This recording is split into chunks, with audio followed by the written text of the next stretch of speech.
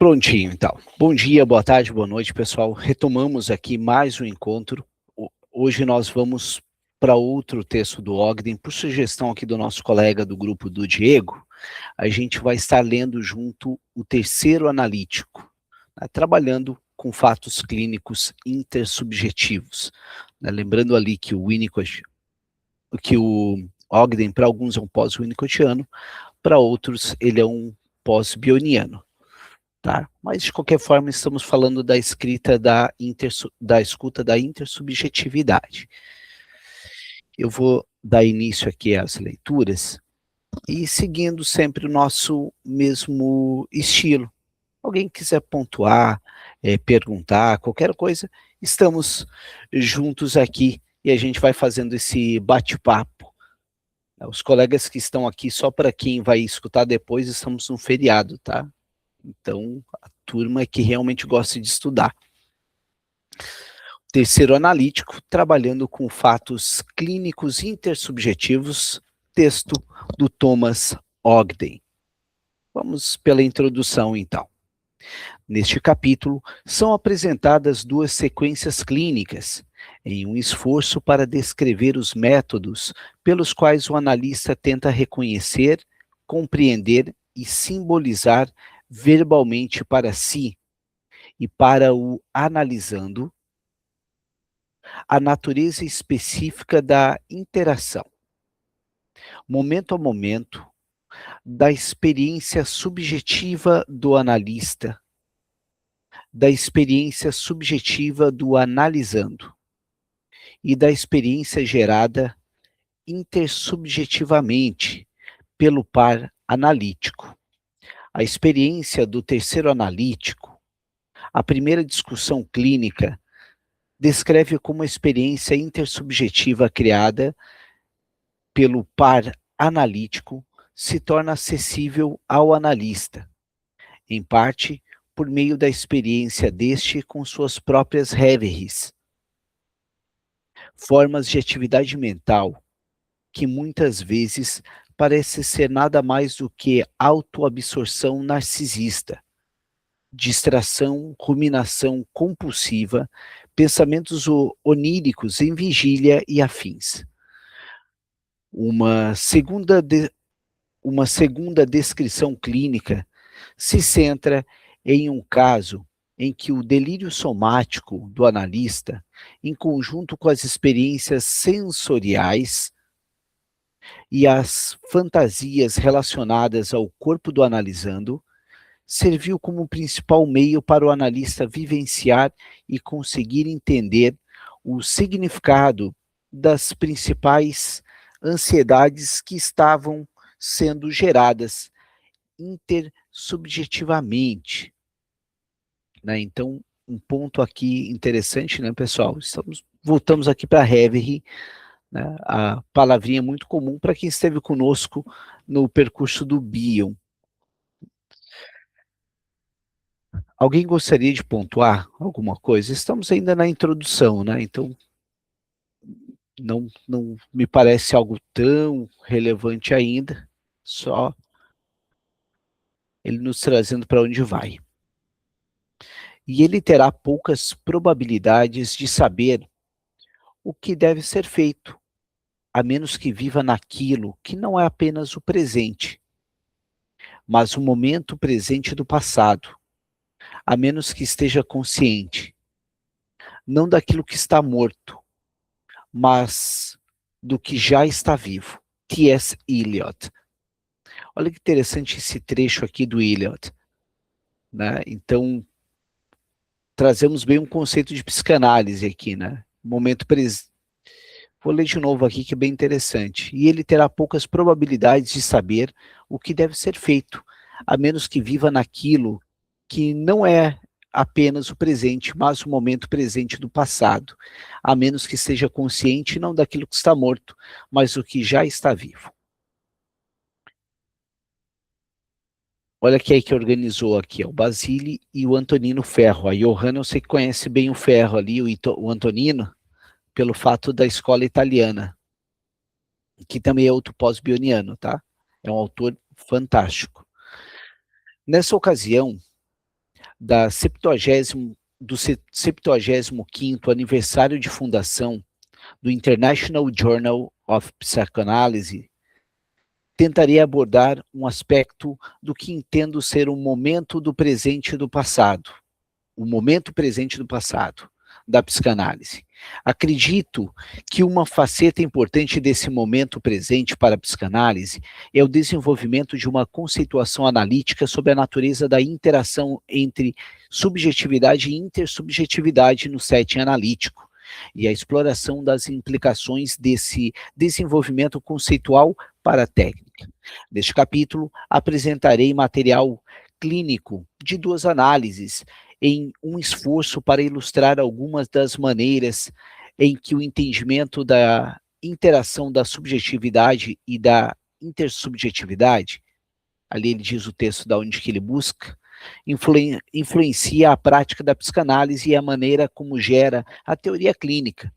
Como se verá, considero o movimento dialético de subjetividade e intersubjetividade um fato clínico central da psicanálise, que todo pensamento clínico-analítico tenta descrever em termos cada vez mais precisos e produtivos. A concepção de sujeito analítico, conforme elaborado na obra de Klein e Winnicott, gerou cada vez mais ênfase na interdependência entre sujeito e objeto em análise. O que a gente está falando aqui, né, pessoal? A gente está falando muito da questão relacional, né? Algo que vem muito da linha do Ferenczi também, né? Lembrando que objeto aqui, quando a gente fala, é uma interação, né? Não é um objeto físico ali. Acredito ser possível dizer que o pensamento psicanalítico contemporâneo se aproxima de um ponto onde não se possa mais simplesmente falar do analista e do analisando como sujeitos separados, que tomam um ao outro como objeto. A ideia do analista como uma tela branca, neutra, para projeções do paciente ocupa uma posição cada vez menos importante nas concepções atuais do processo analítico. Ou seja, né, aqui estamos falando da dupla analítica, né? O Ogden já nos está trazendo esse conceito. O que vocês acham, pessoal? Existe espaço numa análise para que o analista seja até essa tela em branco? O que vocês pensam sobre isso? Alguém gostaria de compartilhar o seu ponto de vista aqui, enquanto a gente lê o Ogden? Oi, Michel, eu vou arriscar. Por favor. O... É, eu ouvi alguns professores já, inclusive na FAAP, falando dessa tela em branco. E eu vou dizer, eu, Uhum. eu, eu, eu entro sem expectativa, muito sem expectativa. Eu não fico pensando na próxima sessão, eu não espero que o paciente traga ou fale qualquer coisa. Eu deixo ele falar e eu trabalho geralmente com o que é dado naquela sessão. Geralmente, nas entrevistas preliminares, não. Eu vou juntando informações para poder, né? E eu, eu não sei se isso é a tela em branco, entendeu? Você entrar sem expectativa, você não trazer as suas lembranças, ou não tentar linkar com algo. Porque no começo eu lembro que o meu supervisor ele me chamou a atenção uma vez. Eu estava conversando sobre um caso e eu falei, e aí eu lembrei que uma vez aconteceu tal coisa em sala de aula. E ele falou: não, você tem que ser uma tela em branco. Para, você está lembrando de algo seu para linkar com o paciente. Deixa o paciente pintar a tela, deixa o paciente montar esse espaço, né? E eu fui aprendendo, mas às vezes quando eu leio tela em branco, parece que é para que o paciente realmente tome conta desse espaço, é isso? É para ele dominar esse espaço? Eu vou trazer um outro texto do Ogden, que ele fala sobre isso. Já passo, tá, Rita? É que o Ogden, ele imagina, ele está numa sessão, isso no outro artigo, ele está numa sessão e de repente ele é invadido pela memória de estando na frente de uma oficina. Ele vê as memórias dele, do Ogden. E daí o que o Ogden diz? Ele começa a usar aquelas memórias dele na análise do analisando. Porque ele entende que há algo do campo, há um terceiro analítico que se construiu na relação dos dois. E ele começa a trazer algo, você se sente preso em tal lugar, ele começa a mexer com as memórias dele, trazendo para o seu analisador. Ele não tira a memória particular do Ogden, ele não tira porque ele entende que aquela memória foi afetada pelo campo. Que é bem o que aconteceu comigo na Da história que eu escola. estou dizendo. Isso, exatamente isso. E na época o meu supervisor falou assim, não faz isso, não traz tuas memórias. Depois, quando ele Bion, e agora lendo o Ogden com você, faz muito mais sentido a minha percepção inicial lá atrás. De quando veio essa imagem. O Ogden diz que quando aquele... agora eu vou puxar um pouquinho do Bion, tá? É difícil falar do Ogden sem ter o Bion. Imagina que os elementos beta entraram naquele campo e a sua função alfa foi ativada. E você começa a sonhar pelo analista. Se bem que não é nem sonhar pelo analista, vocês sonham juntos. Porque para o Ogden é dupla analítica. Ele trata sempre o nós. Então, que o Freud tinha aquela história, né, de uma análise é esculpir um mármore, ou seja, o material é do teu analisando e você não é pintar um quadro, é esculpir o mármore. O analista não tem conteúdo. Pro Ogden não. Pro Ogden o analista tem conteúdo sim. Vai para esse lado, tá? É aí que ele nos traz alguns textos. Como eu amo a psicanálise, cara, porque é maluco, né? É muito plural, né? Isso que é genial de quando a gente se permite conhecer outros autores, outras paisagens, digamos assim. Eu vou ser muito breve. Nesse lugar você vê a distinção de interpretação, inclusive de pessoas que leram o mesmo texto e que no caso o meu supervisor teria lido. Eu participei de um evento onde o tema era entrevistas preliminares. Uhum. O primeiro palestrante entrou e falou: entrevistas preliminares têm começo, meio e fim. O primeiro palestrante. E ele explicou por quê.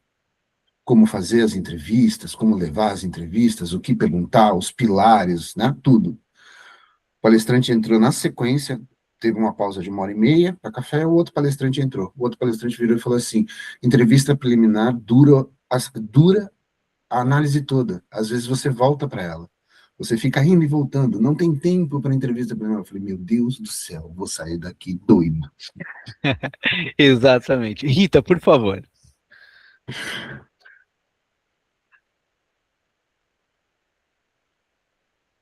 Seu microfone está fechado, Rita. Então, eu estou aqui pensando assim, né? O que ele, isso que você falou aí, eu concordo, também penso assim, mas tem eu penso que ali você não é como fala, em branco, porque você é implicado. É uma questão de sensibilidade do analista, né? Ele não está ali, digamos assim, como uma folha em branco, né? Ele está implicado com a história que ele está ouvindo. E a sensibilidade aguçada. Tem que ter sensibilidade para fazer essa escuta. O que você acha? Não, é por aí que a gente vai, Rita. Né? É só importante a gente lembrar, né? É claro que cada abordagem vai ter a sua leitura. O desejo do analista vai estar em ambos os lugares. Né? O detalhe é a gente renuncia ao desejo. Aqui no Ogden é a questão de não ignorar as suas próprias memórias, o próprio conteúdo. Na outra, ignora-se. Que vai existir é inegável. Em ambas as escolas vai existir. Não é você muda uma chavinha, agora sou lacaniano, agora sou relacional. Não, mas vai existir. O detalhe é o quanto você ignora ou não ignora. Mas em ambos, eu concordo contigo, Rita, em ambos a gente precisa ter sensibilidade, porém, agora vamos abrir um ponto aqui, tá? Essa sensibilidade, como vai afetar o outro ou ser afetado? depende também muito de quem está do outro lado. A pessoa do outro lado não é um objeto, então isso é muito É delicado. relacional, né? É É, relacional. É exatamente. feedback. A Elisiane botou algo aqui como, já ouvi o termo que a análise seria uma dança, onde o analisando dita os passos, o ritmo, porém, dançam juntos. Legal isso, não tinha ouvido, Elisiane, mas faz muito sentido, principalmente no que tange quando a gente está falando do Ogden aqui. Eu vou ler mais um pouquinho. Michel, Falei. essa parte aí que a colega aí disse da dança, que analisando que tira a dança, digamos assim, no início, né? Porque aí o analista tem que puxar uma hora para dançar conforme, né? Mudar a dança. Conforme ele entra dançando, ele tem que sair dançando diferente. O analista vai ajudar ele a identificar que música ele está escutando. Que música que ele tá Ver ouvindo. se ele não está dançando a mesma dança do início do baile e o ritmo já mudou, né? Pois é. Alguns não querem dançar diferente. Na verdade, a pessoa entra com a dança do baile anterior, né? E quer continuar no mesmo passo. O outro só querem dançar, muito bem, Elisiane, vamos nesse lado. Vamos lá. Nos últimos 50 anos, os psicanalistas têm mudado seu ponto de vista sobre seu próprio método.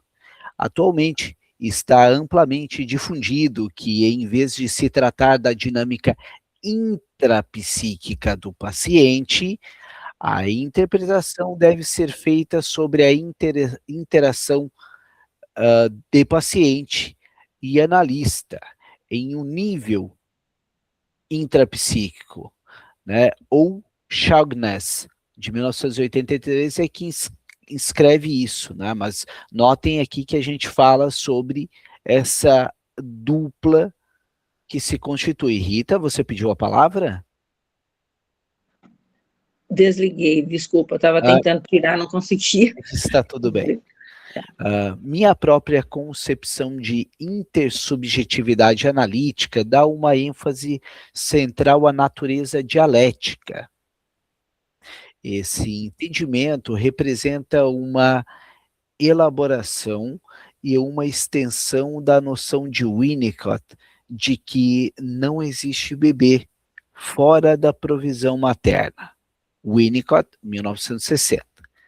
Acredito que em um contexto analítico não existe analisando fora da relação com o analista, nem analista fora da relação com o analisando. A afirmação de Winnicott é, creio eu, intencionalmente incompleta. Ele pressupõe que se encontrará que a ideia de que não existe bebê é ludicamente hiperbólica e representa um dos elementos de uma afirmação paradoxal mais ampla. A partir de outra perspectiva, do ponto de vista do outro polo do paradoxo, obviamente existe um bebê e uma mãe, que constituem entidades físicas e psicológicas separadas. A unidade mãe-bebê coexiste em tensão dinâmica com a mãe e o bebê separados. Da mesma forma, a intersubjetividade analista, analisando, coexiste em tensão dinâmica com o analista e o analisando como indivíduos separados, com seus próprios pensamentos, sentimentos, sensações, realidades corporais, identidades psicológicas e assim por diante. Nem a intersubjetividade da mãe-bebê, nem a do analista analisando, como entidades psicológicas separadas, existe na forma pura. Né? Nota que uma entrelaça na outra, né? Isso que me parece que ele quer nos dizer. O intersubjetivo e o individualmente subjetivo criam, negam e preservam um ao outro. Vamos ver aqui. Verogden, tá?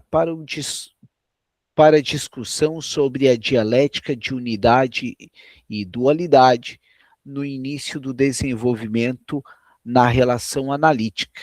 Né? Notem que quando a gente fala do raciocínio 3, 2, 1, 3, criança, mãe, bebê, freudo-lacaniana, a díade, mãe, bebê, que a Klein trabalha com maestria ímpar, e temos o raciocínio 1 do Winnicott.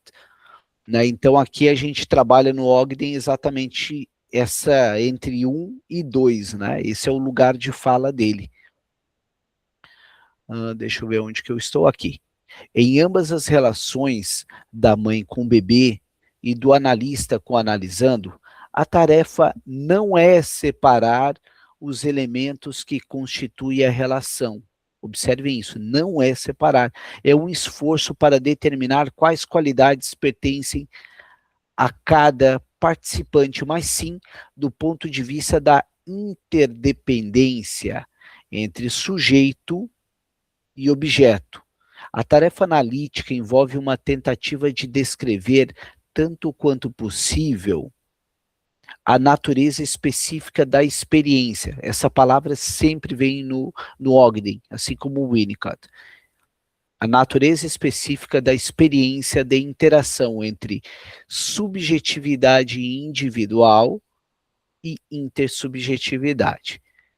Deixa eu ver aqui o que o nosso colega colocou no chat.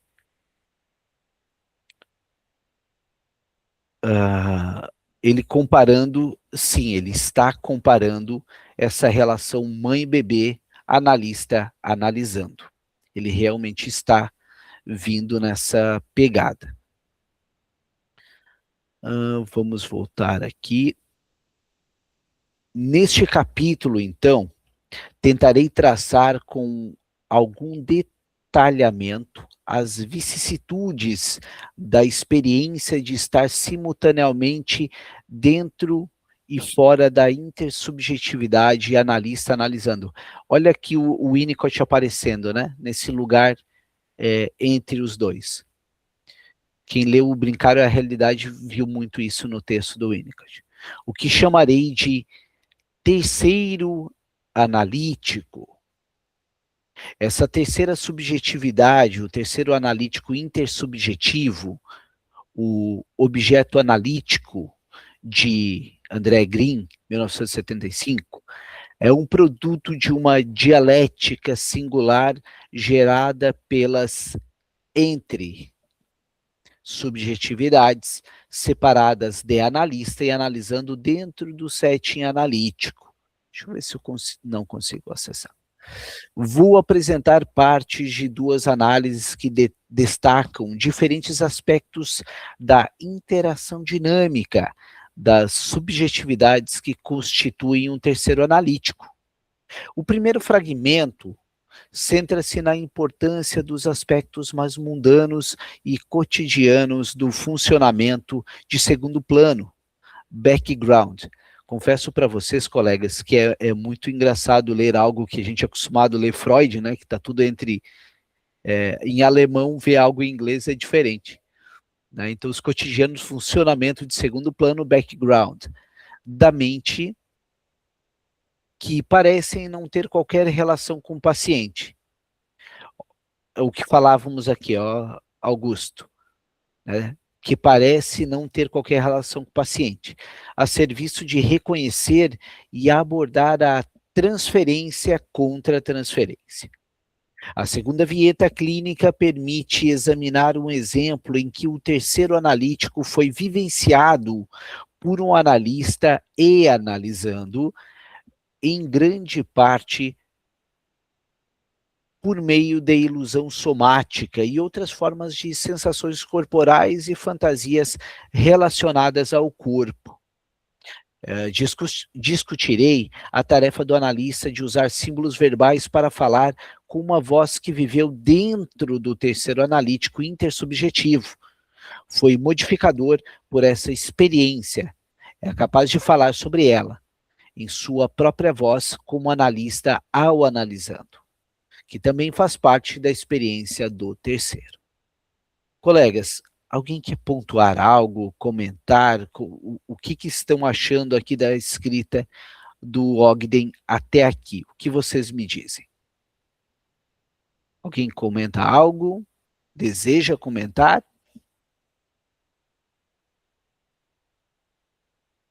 Então, vou seguir mais um pouco. Ilustração clínica.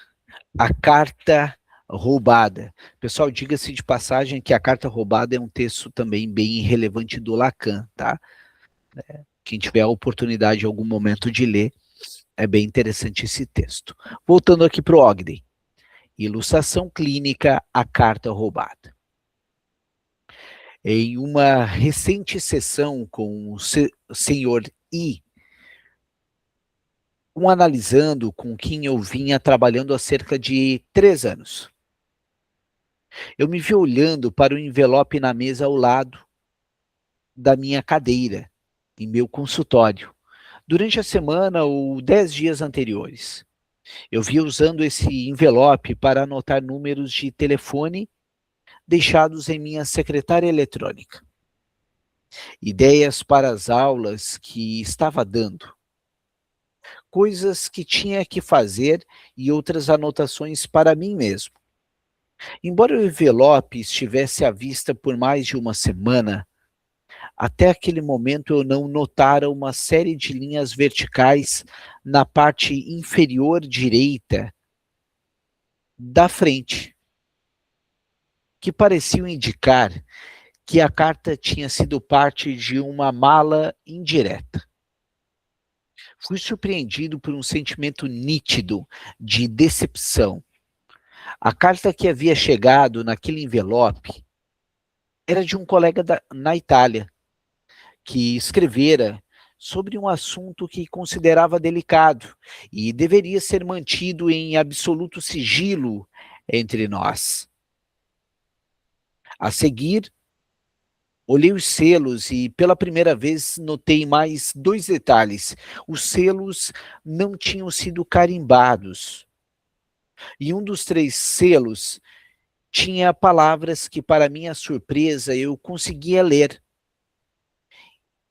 Enxerguei Wolfgang Amadeus Mozart e percebi, com um momento de atraso, que as palavras eram um nome que eu conhecia e eram as mesmas em italiano e em inglês. Olha onde que ele está pensando. Enquanto me recuperava dessa reverie, eu me perguntava qual poderia ser a relação disso com o que acontecia atualmente entre o paciente e eu. O esforço para fazer essa mudança de estado psicológico se parecia com a difícil batalha na tentativa de lutar contra a repressão que eu sofria ao tentar me lembrar de um sonho que vai escapando ao acordar. Nos últimos anos, tenho deixado de lado esses lapsos de atenção e me dedicado ao esforço de entender o que o paciente está dizendo. Uma vez que, ao retornar desses reveries, estou inevitavelmente um pouco atrás do paciente. Percebi que desconfiava da autenticidade aparente transmitida pela carta. Minha fantasia fugaz de que a carta fazia parte de uma mala direta refletiu um sentimento de que eu fora enganado. E me senti ingênuo e crédulo, disposto a acreditar que me estavam confiando um segredo especial. Eu tinha algumas associações fragmentadas que incluíam a imagem de uma sacola do correio cheio de cartas com selos que não tinham sido carimbados. Um ninho de aranha. A menina e o porquinho, Charlotte's Web, a mensagem de Charlotte na teia de aranha, o rato Templeton e o inocente Wilbur Nenhum desses pensamentos parecia penetrar minimamente na superfície do que estava ocorrendo entre o Sr. I e eu. Eu me sentia como se estivesse simplesmente atravessando os movimentos da análise de conta-transferência de uma maneira que parecia forçada. Notem que o Ogden não está ignorando, ele está tentando entender qual é a relação que isso está acontecendo. Enquanto ouvia o Sr. I, um homem de 45 anos, diretor de uma grande organização sem fins lucrativos, eu estava ciente de que ele estava falando de uma forma característica dele. Parecia cansado e sem esperança, e ainda assim avançava obstinadamente com sua produção de associações livres. Durante todo o período da análise, o Sr. I vinha lutando bravamente para escapar dos limites de seu extremo distanciamento emocional de si e de outras pessoas. Pensei em seu relato de como dirigiu até a casa onde mora e não conseguiu sentir que era sua casa. Quando entrou, foi saudado pela mulher e as 4 crianças que moram lá, mas não conseguia senti-los como sua esposa e seus filhos. É uma sensação de que eu mesmo não estou no quadro e, no entanto, eu estou lá. Nesse segundo de reconhecimento, de não se encaixar, é um sentimento de estar separado, o que está bem próximo de se sentir sozinho. Experimentei em minha própria mente a ideia de que talvez eu tenha me sentido enganado por ele e tenha sido tomado pela aparente sinceridade de seu esforço para falar comigo, mas essa ideia me soou vazia. Lembrei-me da frustração da voz do Sr. I quando me explicava uma e outra vez que sabia que devia estar sentindo alguma coisa, mas não tinha ideia do que poderia ser. Os sonhos do paciente eram regularmente preenchidos com imagens de pessoas paralisadas, prisioneiros e mudos. Em um sonho recente, ele tinha conseguido, depois de gastar uma energia enorme, romper e abrir uma pedra, encontrando hieróglifos esculpidos em seu interior como um fóssil. Sua alegria inicial foi extinta pelo reconhecimento de que não conseguia compreender um único elemento do significado dos hieróglifos. No sonho, sua descoberta foi momentaneamente emocionante, mas acabou em uma experiência vazia, de um sentimento tantalizante, que o deixou em profundo desespero. Mesmo o sentimento de desespero foi quase imediatamente destruído após ele despertar, e se transformou em um conjunto de imagens de sonho sem vida que ele me relatou. Observem que ele põe, entre aspas, relatou, e aí ele diz, em vez de contar. Né? Nota que ele não se implica, ele só relata. O sonho tinha se transformado em uma memória estéril, e não mais parecia vivo como um conjunto de sentimentos. Eu cogitei que minha própria experiência na sessão pudesse ser pensada como uma forma de identificação projetiva, na qual eu participava da experiência de desespero do paciente por não conseguir discernir e vivenciar uma vida interior que parecia estar atrás de uma barreira impenetrável. Essa formulação tinha sentido intelectual, mas parecia clichê e insuficiente emocionalmente. Então fui levado a uma série de pensamentos competitivos e narcisistas relativos. A questões profissionais que começaram a assumir uma qualidade reflexiva. Essas reflexões foram desagradavelmente interrompidas pela percepção de que o meu carro, que estava em uma oficina, teria que ser retirado antes das 6 horas. Aqui entra o trecho que eu havia falado, Augusto. Quando a loja fechava. Eu teria que ter cuidado para terminar a última hora analítica do dia precisamente às 17h50, para ter qualquer chance de chegar à oficina antes de fechar. Em minha mente, eu tinha uma vívida imagem em que estava em frente às portas da oficina fechada, com o tráfego rugindo atrás de mim. Senti muito desamparo e raiva, além de um pouco de autopiedade com relação à forma como o dono da oficina tinha fechado a porta precisamente às 6 horas da tarde. Mesmo eu tendo sido um cliente regular por anos e ele sabendo que eu preciso do meu carro. Nessa experiência fantasiada, havia o sentimento profundo e intenso de desolação e isolamento, bem como uma sensação física palpável da dureza do pavimento, do fedor da fumaça do escapamento e da textura rugosa do vidro da porta da garagem. Embora eu não estivesse plenamente consciente daquilo na época, olhando agora eu consigo ver melhor que estava muito abalado por essa série de sentimentos e imagens, que tinha começado com minhas reflexões narcisistas competitivas e terminado com as fantasias de encerrar impessoalmente a sessão do meu último paciente do dia.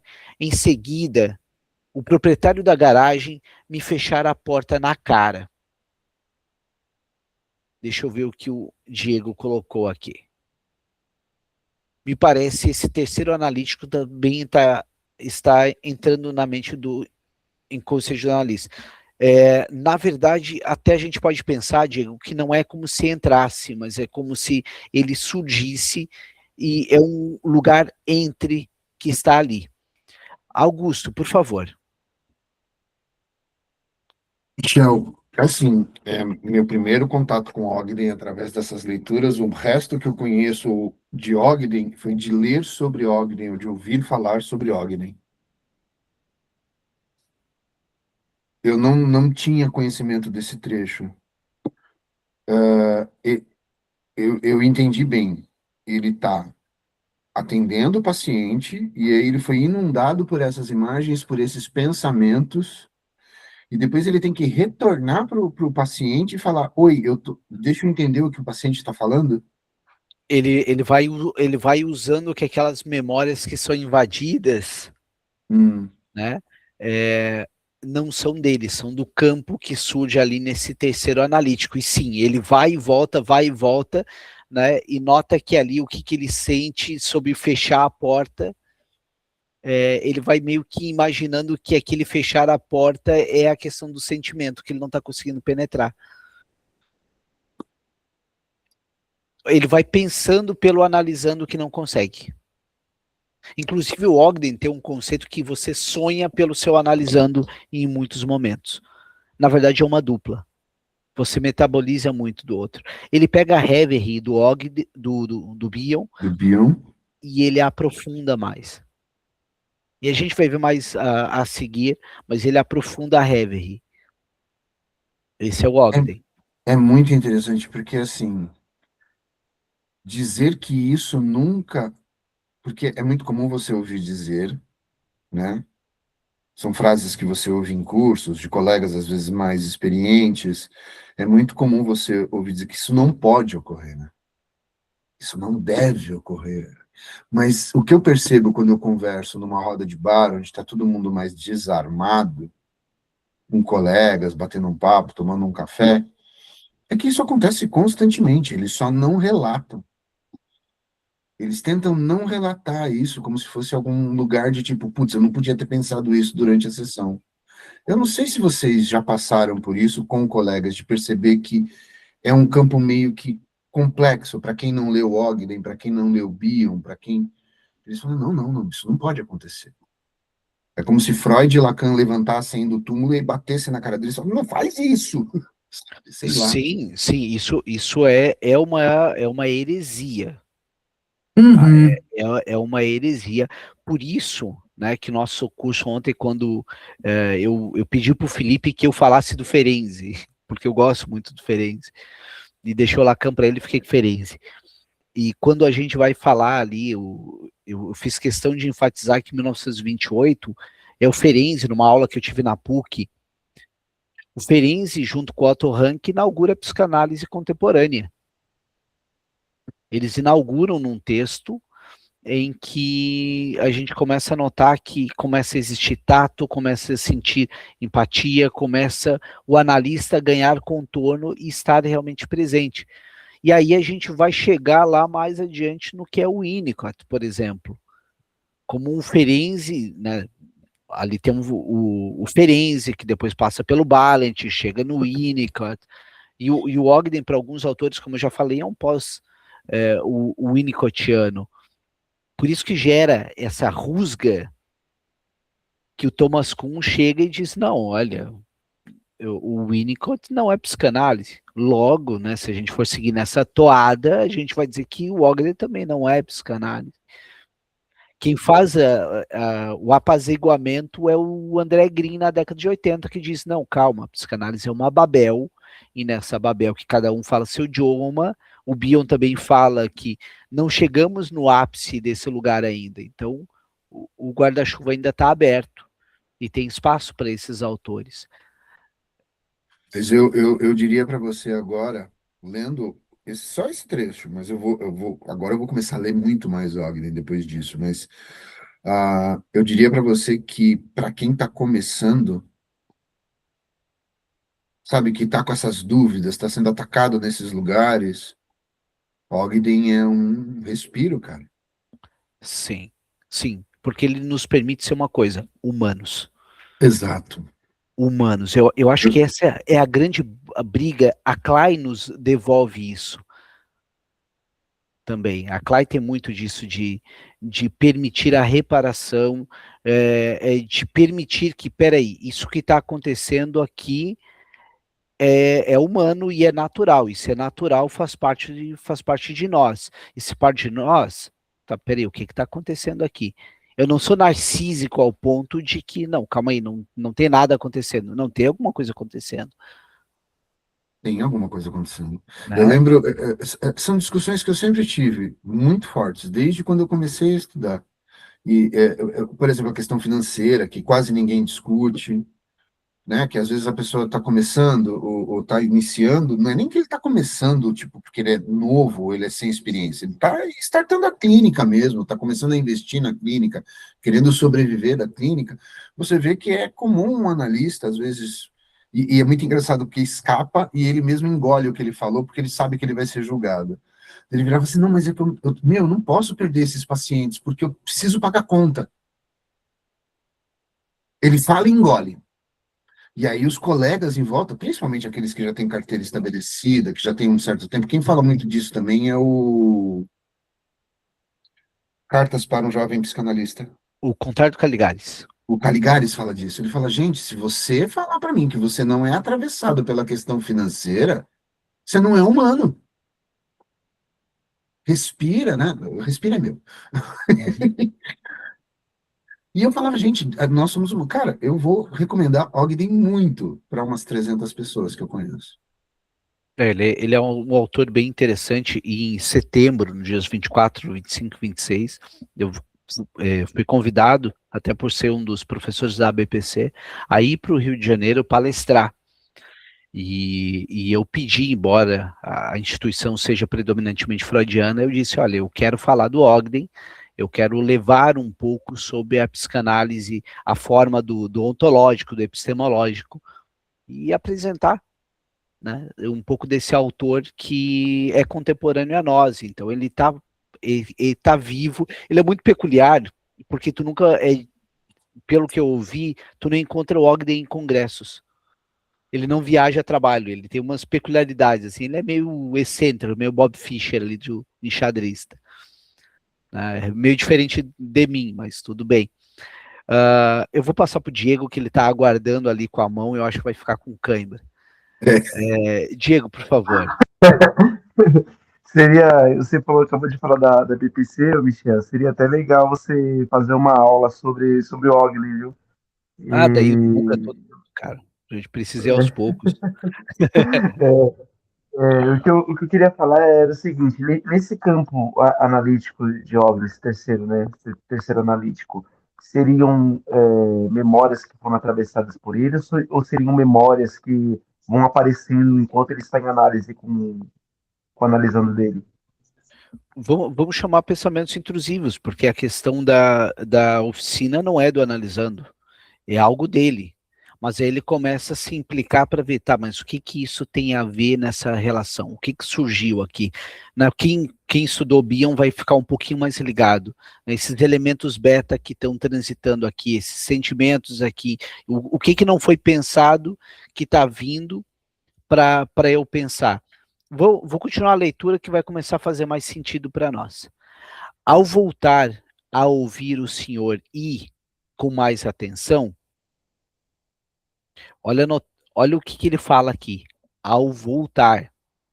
Então quer dizer que ele tinha saído, ele estava longe, ele estava lá na cabeça dele naquela oficina. Então ele volta. Ele volta com mais atenção. A escuta flutuante dele vai também para os pensamentos dele próprio, tá? Trabalhei para juntar as coisas que ele estava discutindo atualmente, tá? A imersão de sua esposa no trabalho e o esgotamento que ele e ela sentiam no fim do dia, os problemas financeiros e a falência iminente de seu cunhado. Uma experiência enquanto praticava a corrida, na qual o paciente foi envolvido em um pequeno acidente com um motociclista que andava de forma imprudente. Eu poderia ter tomado qualquer uma dessas imagens como símbolo dos temas que tínhamos discutido anteriormente, incluindo o próprio distanciamento, que parecia permear tudo o que o paciente falava. Assim como a desconexão que eu sentia tanto em relação a ele quanto a mim mesmo. No entanto, decidi não intervir, porque achava que, se fosse tentar oferecer uma interpretação nesse momento, só estaria me repetindo e dizendo algo para garantir que tinha o que dizer. Nota que ele pensa, eu não vou impressionar o meu analisando, nota isso. O telefone do meu escritório tocara no início do encontro e a secretária eletrônica tinha clicado 2 vezes para gravar a mensagem. Antes de retomar sua vigília silenciosa, no momento da chamada, eu não tinha pensado conscientemente em quem poderia ter ligado. Mas, neste momento, olhei o relógio para ver quanto tardaria até eu poder ouvir a mensagem. Senti alívio ao pensar no som de uma voz nova na fita da secretária eletrônica. Não que eu imaginasse encontrar uma boa notícia específica. Eu ansiava por uma voz nítida e clara. Havia um componente sensorial na fantasia.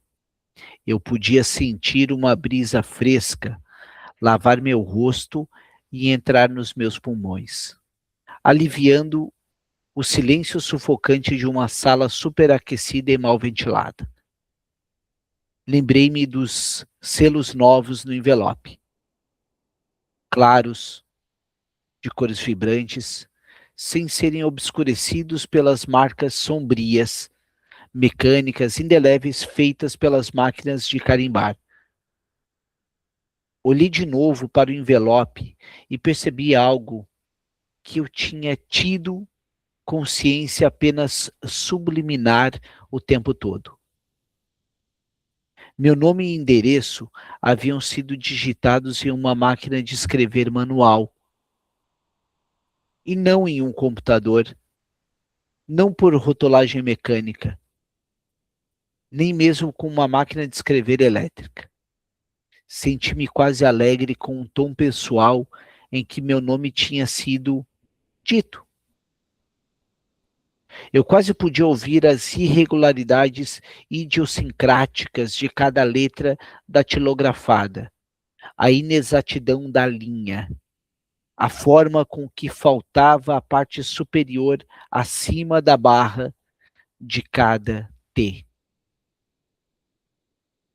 Isso me pareceu com o sotaque e a inflexão de uma voz humana falando comigo, sabendo meu nome. Esses pensamentos e sentimentos, bem como as sensações associadas a essas fantasias, trouxeram à mente e ao corpo algo que o paciente tinha me dito meses antes, mas não voltara a mencionar. Ele me disse que se sentia mais próximo de mim, não quando eu dizia coisas que pareciam certas, e sim quando eu me enganava, quando eu errava. Eu levara esses meses para entender de maneira mais ampla o que ele queria dizer com isso. Naquela altura do encontro, comecei a conseguir descrever para mim mesmo os sentimentos de desespero que vinha sentindo sozinho e a busca frenética do paciente de algo humano e pessoal em nosso trabalho juntos.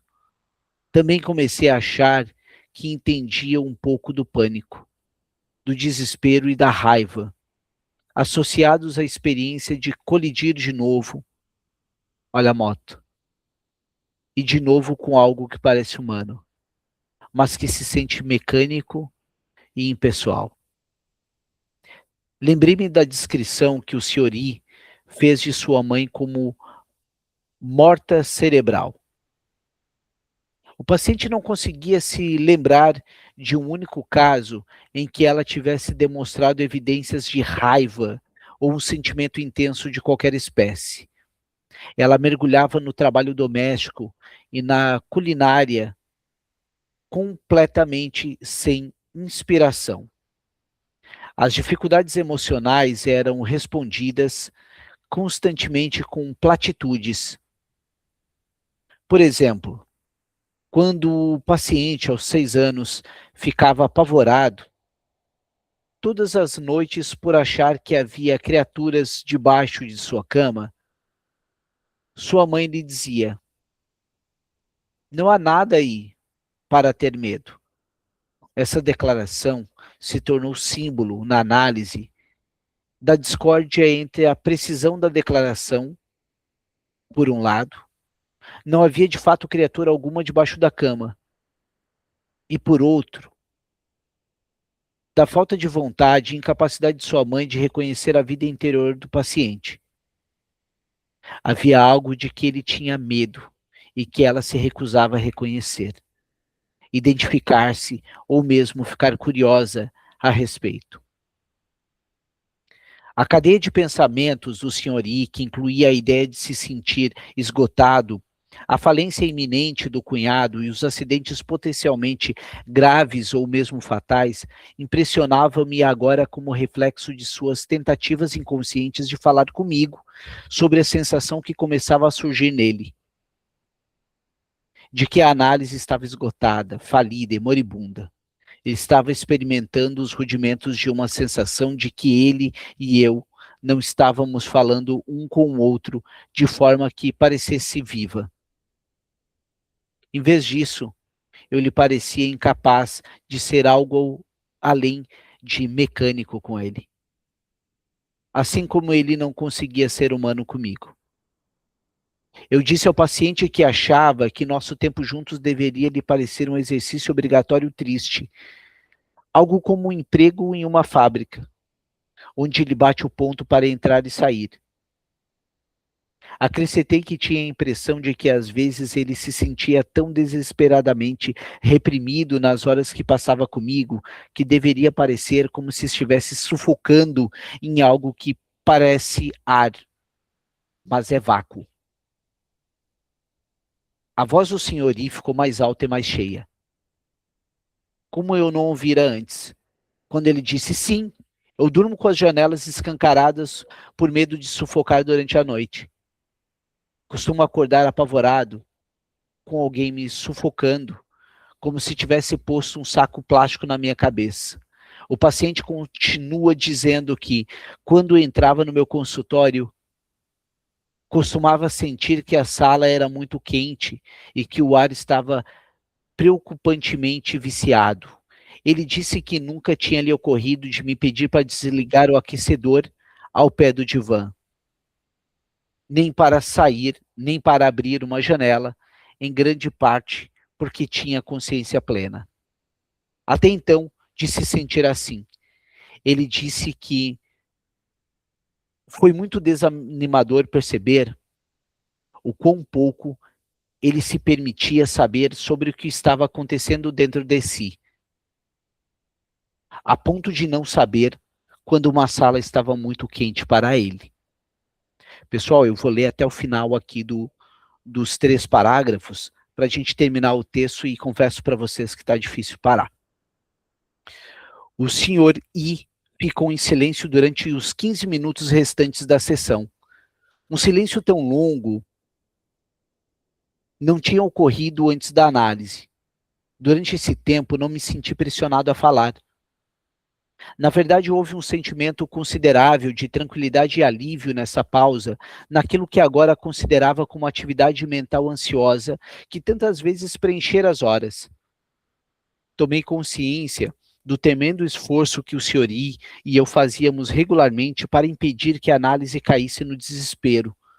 Eu imaginava nós dois, no passado, freneticamente tentando manter uma bola de praia no ar, jogando um para o outro. Mais próximo ao final da sessão, fiquei com sono e tive que me esforçar para não dormir. O paciente começou a próxima sessão dizendo que tinha sido despertado por um sonho. Cedo da manhã, no sonho, ele estava debaixo d'água e podia ver outras pessoas completamente nuas. Ele notou também que estava nu, mas não se sentia constrangido por isso. Estava prendendo a respiração e sentia pânico de se afogar quando não conseguisse mais.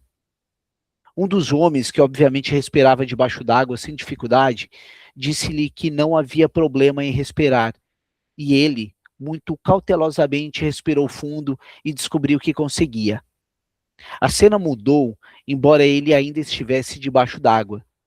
Estava chorando em soluços profundos e sentiu uma enorme tristeza. Um amigo, cujo rosto não conseguia discernir, falou com ele. O Sr. I disse que sentia grato ao amigo por não tentar tranquilizá-lo nem animá-lo.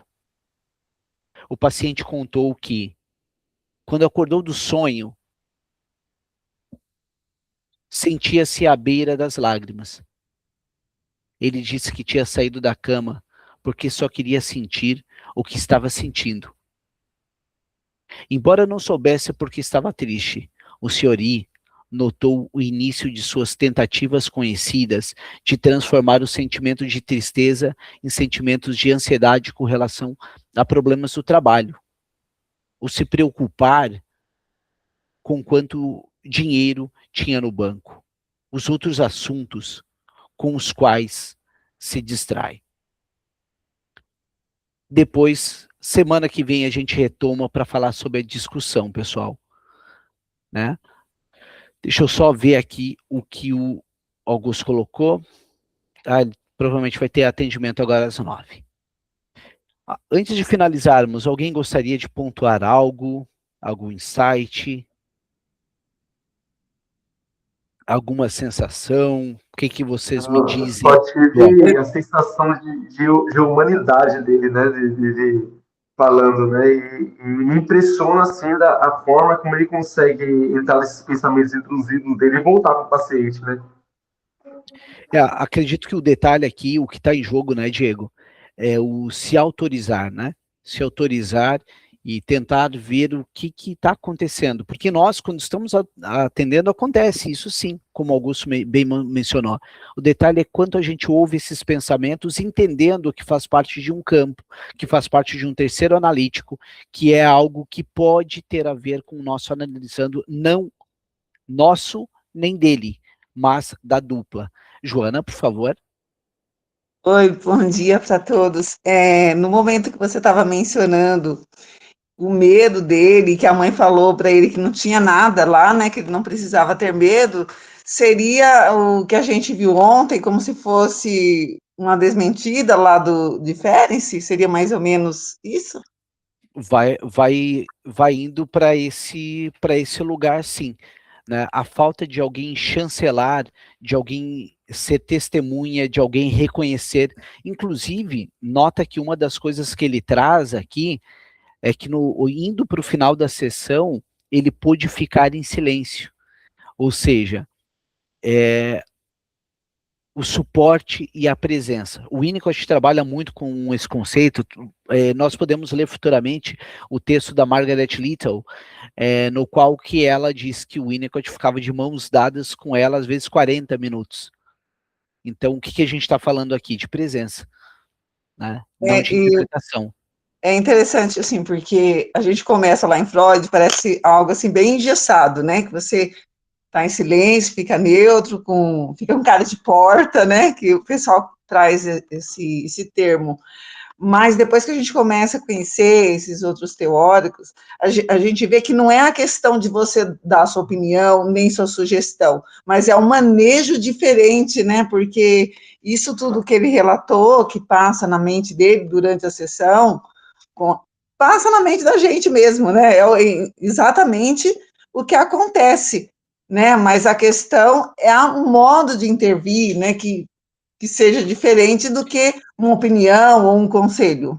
Perfeito, Joana. E isso que tu disseste é importante, para a gente entender que não é algo a esmo, tá? Existe uma certa forma de se implicar na análise utilizando esses pensamentos. Não é simplesmente, olha, nesse momento está acontecendo isso e... Não, calma, o que isso tem a ver? Também o analista está processando mediante sua função alfa, aqui eu estou usando o Bion, que embasa muito o Ogden, aqueles elementos, né?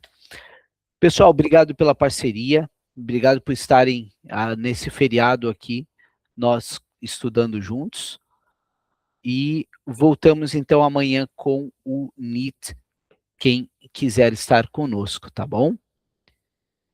Fechando aqui a gravação.